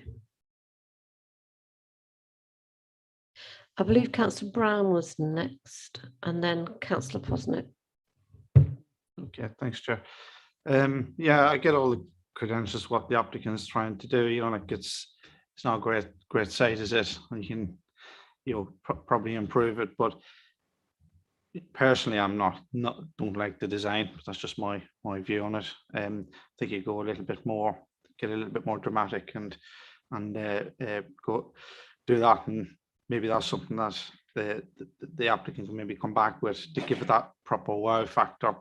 But also looking at the thing is that we can get a lot of these applications come in, and we just keep approving them just because somebody sticks a bit of energy efficiency on it isn't really, to me, the right way we should be approaching things. We should be given a good, such applications should be coming in line with what our policies are. And, I keep saying this every time we pass or refuse an application, is basically should be based upon policy. And I take on board what Councillor Pritchard has said is that you can use lots of words and terminology to say something is something, i.e. it's a nature reserve, but we all know what a proper nature reserve is and how much hard work goes into that, and the enhancement of the landscape and the planting and all those sorts of things. And that takes, years, tens of years to establish itself. I am being guided here by Louise and the recommendation, and it's there for a reason, paragraph 80, isn't it? And I just think it could be come back to us with something different and a little bit, more wow, rather than just really what I'm looking at. Maybe the designs don't do it justice. It's more to me like a bit of a square tin box, and to me that doesn't do it. But we do have to also consider, on the other hand, the green credentials, the fact it might regenerate a site. So it's one of those ones that's sort of, to me, it's a sort of 50-50. And I'm just going to listen to what everybody else says before we move on in the debate. Councillor Posnick. Thank you very much. I could virtually repeat word for word what Councillor Brown said, because that was going to be some of my sort of statements. We've signed the climate strategy, or whatever we call it, that we've signed, but we seem to be doing very little towards meeting any green credentials or reducing our carbon reduction. And reducing carbon reduction is much more than just planting trees, which everybody seems to think will solve the situation. Last time we met, we deferred another green application, and I did ask the developers if they would consider coming back to meet with the committee to see if we could do something about the development of the site, the design of the site, and all that sort of things. And I agree with Councillor Brown. The house has got green credentials. I mean, some of the things you're talking about, I wouldn't even know where to go and buy them or how to start doing it, I must admit. But it doesn't give me the wow factor. I can understand you're interested in nature and you want to do some sort of reserve there, and I don't know, perhaps have beehives and bees and all that sort of thing to make it more eco-friendly. But I think the design doesn't give us the wow factor. It could be an industrial building that's set on that site. And I do think that perhaps if you could do something about the building, then the things that you want to do the eco way, and you think about paragraph 80 in the MPPS and look at that more closely, then, you know, I would certainly be much more happy in perhaps going forward with it. Thank you. Councillor Wood. I mean, obviously, what's at the crux of all of this in terms of the discussion is whether it meets paragraph 80E. As far as I'm concerned, it does. It hasn't got a wow factor. But again, what is a wow factor? Is it something that then makes it stick out like a sore thumb in the landscape? When actually, as the agent has actually said, what they're attempting to do is to get the landscape and the building to work together. And to my mind, I think it has the wow factor because that's actually what it does. It isn't obvious against the wider landscape, certainly from the illustrations that have been given. The whole idea is that it's working with the landscape immediately around it. And for my mind, that's what makes it have a wow factor, if I'm honest. Also, in terms of, does it raise standards of design? Yes, it does. It would be one of a very, very few developments nationally that can actually be pointed to and therefore supports our policies within the borough, doesn't go against them, because it can actually be said, if you're wanting to do something a bit different, this is the kind of thing that you have to be aiming for. This is the kind of, and it's not just a bit of energy efficiency. This is a major step forward in thinking in terms of sustainable energy, etc., etc. Does it enhance the immediate setting compared to what's there? Yes, hugely, in terms of the kind of transformation in the immediate setting. And sensitive to the defining characteristics of the local area, it's interesting that I seem to remember there's explicit points are made that part of the reason that it has the form it has with things like the courtyard are because it's reflecting old buildings within the area. So it's actually sensitive to the local area in terms of architectural form, as far as I can see. So for those reasons, for me, it certainly does meet paragraph 80E. Thank you. Thank you. Councillor Douglas. Thank you, Chair. Yes, I enjoyed reading this report. Actually, I found it very interesting. It was a pleasure to read. I felt there were quite unique circumstances around this proposal, and therefore possibly could be subject to exceptional decisions. I felt the design of the building is subjective as regards what people think and feel about it. And I did feel it was actually quite consistent to what it was. That is an army camp. The building looked kind of plain, squarish. The use of the metal on the roof and so forth, and the courtyard. I did feel it kind of reflected what it was going back in time. And I did feel that Para 80 has been supported because although you haven't actually got the old buildings, you actually have the the area, the scrubland. And I did think that development would tidy it up, really, because I have looked at this over the years now. I'm aware of this site, and it is really quite untidy. So I felt development would really suit it, actually. And I did particularly like the low carbon and energy efficient nature of the proposal as well. So sticking my neck out a bit, I like it. Thank you. Councillor Pritchett. Thank you. I just want to pick up on the first point that Councillor Wood made, subjective versus objective. When you're making a decision like this, I mean, how do you do it? I mean, do you get 5 architectural experts to go through a checklist and inform us? I mean, how is it done? How are the merits judged by So I think it must be very, very difficult. And I'd like to know something about the scoring process behind the recommendation. Thank you. That's a question for officers or just general? Yes, it's a question for officers, yes. Okay. It's a very good question. Again, it leads you to this design, doesn't it? And one person's consideration of design can be very, very different to somebody else's. From my professional capacity, when I've looked at it and assessed it, and again, I don't want to take anything away from the energy credentials and the points that have been raised by members, but to me and the case studies that I've looked at, when it comes to paragraph 80, paragraph 79, you go right the way back to the old PPSs. It's an exception policy, so it has to be isolated in its nature, and it has to be something quite incredible. But again, something incredible to myself can be something different to yourself. But having looked at appeal decisions, case studies, the professional opinion of mine is that it doesn't quite meet it. Does that answer your question, Councillor Pritchett? Just part of it, but I mean, it's such a significant, exceptional paragraph, and it's a significant application for the applicant, and difficult for one person to say they like or don't like something. I would have thought that there would have been some sort of substance report that this, more to back up the recommendation. That's what I'm saying on that. That's all. Thank you. Councillor Brown, then Councillor Bindloss.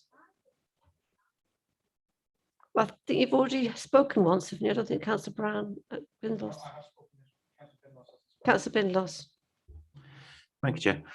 Yeah, I'm really struggling with this one, to be totally honest, because having listened to all the comments so far, yeah, I actually think it's a really good thing. I think that the fact that you've got land there that's hard pressed to think of anything other than really just scrubland. The development of that into a nature reserve is a very, very good idea. I like that. And I think that the fact that it does perform well, as a green property.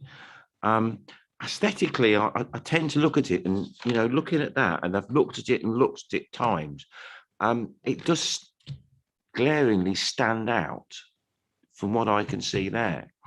And I have a quandary with that, to be totally honest. But I did just wonder, have we heard at all, have we any feedback from the parish council with regard to this?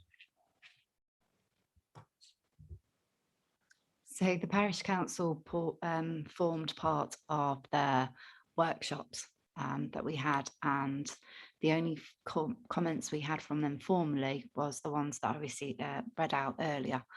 We have no formal comment, but they were involved in the workshops along with elected members as well. Councillor Holmes. Thank you, Madam Chairman. I don't know whether Mrs. Parker was there when we passed a Dutch barn at Wymondham, which we did. It was an old Dutch barn that had a tin roof. It was made of straw. It is still there. And that was the only one that we had at that time. And it's still there and it works. I don't know whether Mr. Worley remembers it, but we did pass it. And that you cannot say is anything but an agricultural building. And I think if you went into the site, this site, and you went round the corner, you saw the houses, there were some, it said something about asbestos keep out, and there were some asbestos buildings. And of course, I did notice that Councillor Douglas quite rightly said about Nissen huts, that there was Nissen huts when it was an army depot. I hadn't thought about that, but that is quite right. But we did pass, whether paragraph 80 wasn't even there then, I don't know.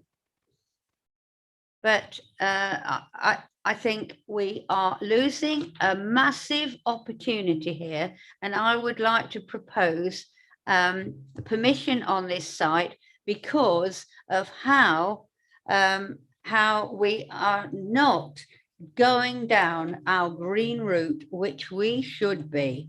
I feel so sorry that we are not doing that, and enough. And I feel that this is probably another start in the right direction. Thank you, Madam Chairman.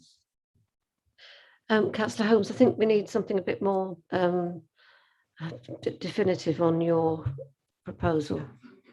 Well, I think we can say that I disagree with paragraph 80. I think it is an exception site. And I do think a nature reserve, I do think Parish Council are happy to have a footpath and they're going to take that on. I think something like that, it's give, give, give, and win, win, win. No, I don't particularly would like a house like a Dutch barn, but then we passed it because it was going green, and presumably the roof, I didn't particularly like, but really we have to look. And I also heard as I was coming in on the radio about how it costs so much to actually run energy on a radio, on a television, on a microwave, and things like that. We are not thinking green, and this is thinking green. And so I think you can take what I say from what I've said, and I do not agree with the paragraph 80 in that we're taking the negative side of it. We should, in actual fact, take the positive side of it. Thank you. Did you want to come in there, Tom? Yes, please. Just a couple of points to pick up on there. Councillor Holmes, you spoke about a previous site there.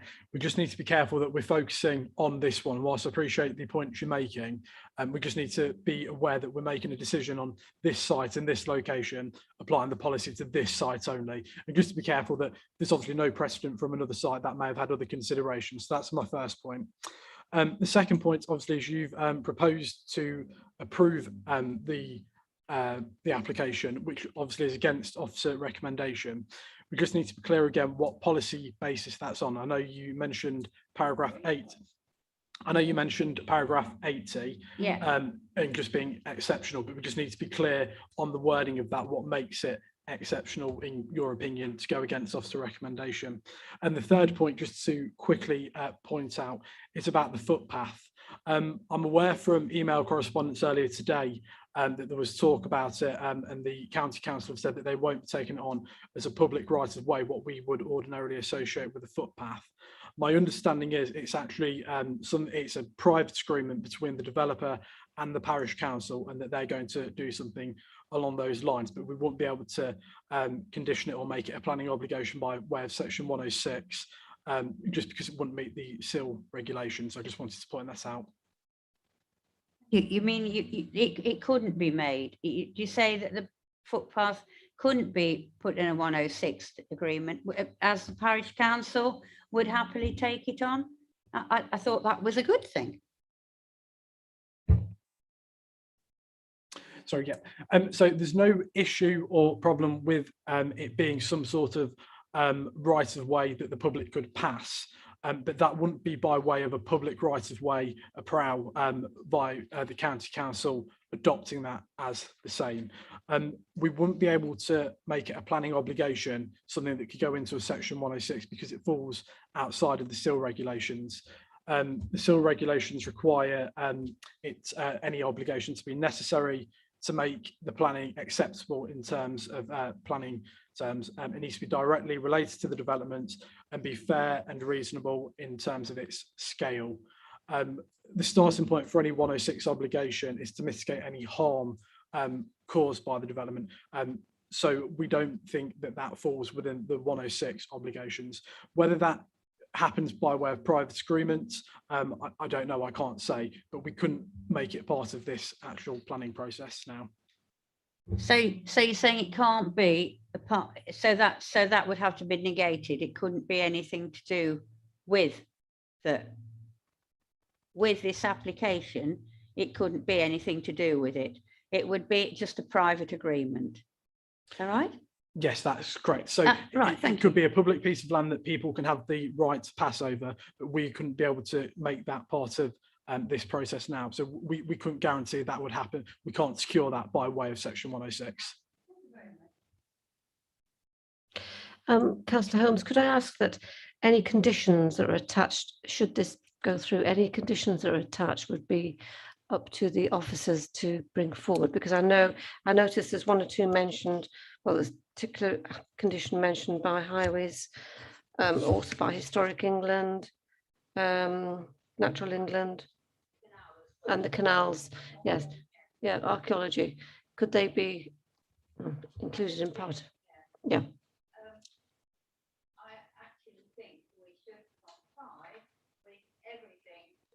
Yeah, the Grantham Canal, I think we're missing it. I just think I feel we're missing so much that we can. It's so exciting. It is so exciting, and I'm sorry if I was mentioning something else, Mr. Pickard. I wasn't trying to say, well, we did one and not the other, but this is something exceptional. Not probably nice as I see it nice, it isn't, but it's what we've got to go for, and it's going to cost a massive amount of money. And the more we do these things, we are crying out. We are crying out for this sort of thing. We are really. You've only got to see the programs with Prince William, and of course David Attenborough. It's something. Our planet Can we is move dying. on? Sorry, we've got other people who wish to speak. So, thank you. Councillor Wood. Yeah, I'm happy to second the proposal. If Councillor Holmes will accept this, then the way that I would phrase it is that I think that we have met the terms of paragraph 80E in terms of outstanding highest standards of architecture in terms of not only its green credentials, but also the way in which the human and natural elements of the architecture blend together. Raising standards of design more generally within rural areas. I think given the small number of this form of architecture across the country, this can only serve to act as an exemplar, that it will significantly enhance the immediate setting in terms of clearing up the site and making the site just considerably better generally, and sensitive to the defining characteristics of the local area, because the actual built form of it is reflecting some of the historic architecture within the wider landscape. Point, if the committee is thinking of supporting the application, I think that there needs to be some consideration about whether you're happy with the building with sheep around it or plain grass, or how you're going to condition the maintenance in perpetuity of the proposal if you link it to it. That is how you've got to tackle that. You either accept it's got sheep all around it or veg plots and let me get on with it, or if you're thinking that the proposal, the wildlife friendly proposal, is significant in the decision, then there has to be a condition to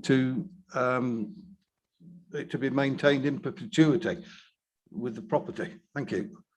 Yeah, thank you for those comments.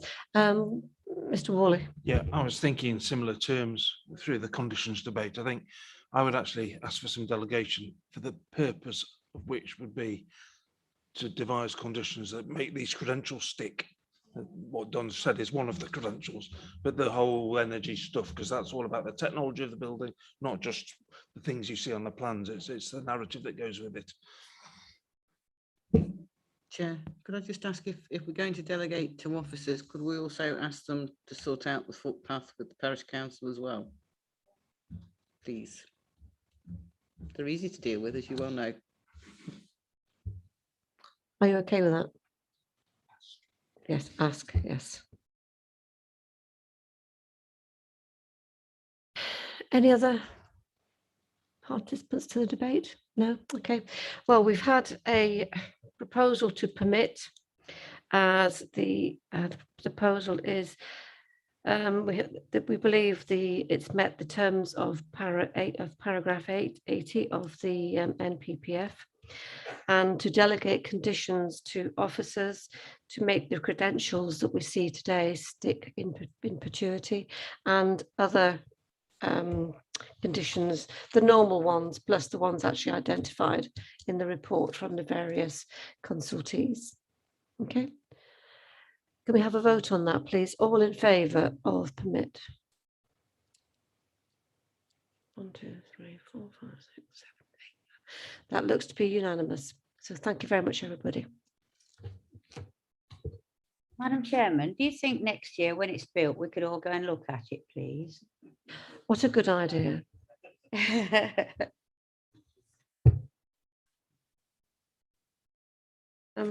Item 5, I don't have any urgent business, so I declare this meeting closed at 8:07. Thank you, everybody.